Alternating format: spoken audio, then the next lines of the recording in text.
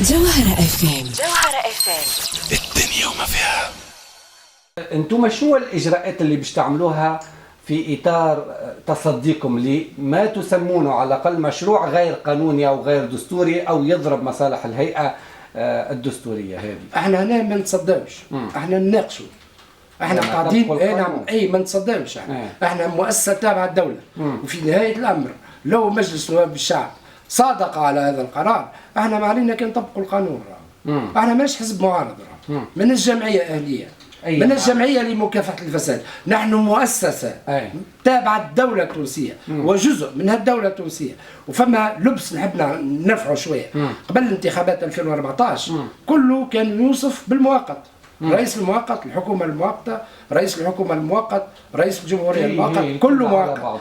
بعد الانتخابات 2014 الطبقه السياسيه لم تعي انها دخلت الى مرحله الانتقال لتطبيق الدستور الجديد من فتره فساد وفتره معناتها نظام استبدادي ونظام ديكتاتوري الى فتره نظام ديمقراطي. نحن الان حقها المشاريع نتاع الحكومه القائمه هي لتاسيس الانتقال الديمقراطي، ونحن احنا نعتبر انفسنا هيئه الحقيقه والكرامه جزء من هالانتقال الديمقراطي، مش طرف في مقابل الدولة ولا في مقابل الحكومة. هذا لبس قاعد برشا ناس تحط فيه اللي احنا ضد واحنا لا، احنا جزء من الدولة هذه.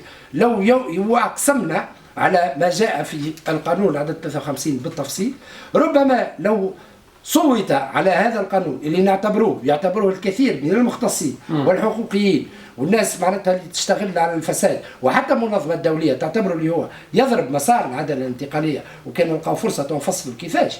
احنا يجب ان نطبق القانون وسنطبقه، وفي الوقت ذاك تقعد الاختيارات للاشخاص اللي انا والبقيه الاعضاء اذا كان يحب يكمل يخدم في هيئه الحقيقه والكرامه بعد ما تسحب منه او يسحب منه جزء كبير من مهامه ولا لا. هذيك مسألة ترجع للضمير الشخصي. انا ربما واقولها على الهواء مباشرة، لو يمرر هذا النص بحذافيره ساجد نفسي انني لم اكن صادقا في قسمي على القرآن على ما كان موجودا داخل قانون 53، وساستقيل واقولها على الهواء مباشرة.